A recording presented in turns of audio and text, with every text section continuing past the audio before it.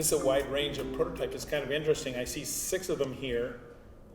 Is this all the prototypes that you made? No. We had a lot more.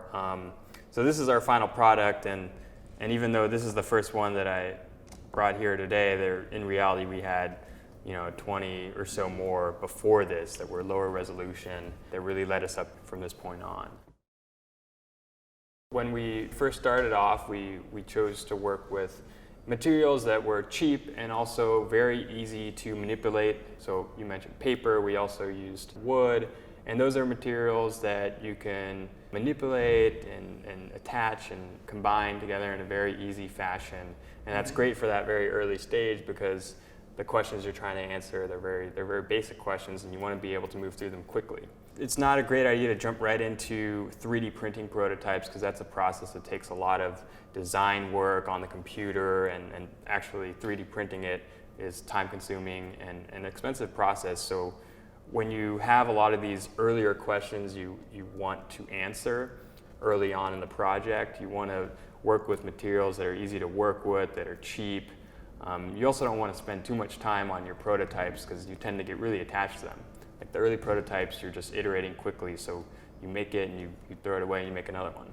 So you wouldn't want to just jump to that process and ignoring these earlier processes? Yeah, definitely not. If we had done that, we'd probably be way further back in the timeline of this actual project. It's really important in the beginning, I think, to kind of move quickly and to go through iterations fast, to answer these questions, these very basic questions in a timely manner. Because if you just jump to this, you're going to be waiting forever for your prototype to come out of the 3D printer, and then you're going to find some mistake that you made that you'll have to go into the computer to fix, and you're going to have to 3D print another one, and that's a long time that you're going to have to spend waiting and modifying your prototypes. Whereas if that happens, in the beginning when you're working with, these prototypes that are made out of paper, you just throw it away and you make another one out of paper. Very easy. You do that in the same day.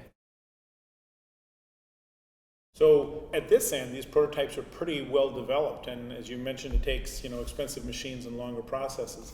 Down at the early end, it sounds like almost something you can do in your room or your house. You don't need special equipment. Can you talk about the sort of where you made these prototypes?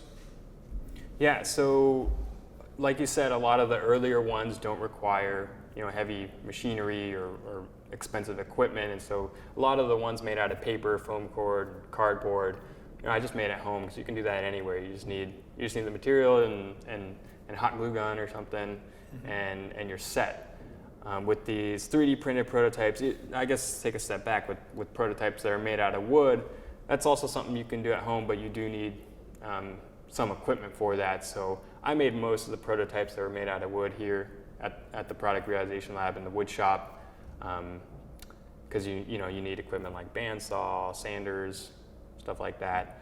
And then definitely for the 3D printed prototypes, you need a 3D printer. So it's not really something you can do at home. So you can either outsource that, send it to a company to get it 3D printed, or what I did in this case is I used the Product Realization Lab's 3D printer. I bet you wish you'd kept all those paper prototypes. Yeah. Yes. Yeah. Why is that? Well, you make a good historical record. Yeah, it makes a really good historical record of where you started and where you ended up. And it's also kind of neat to sort of see the progression.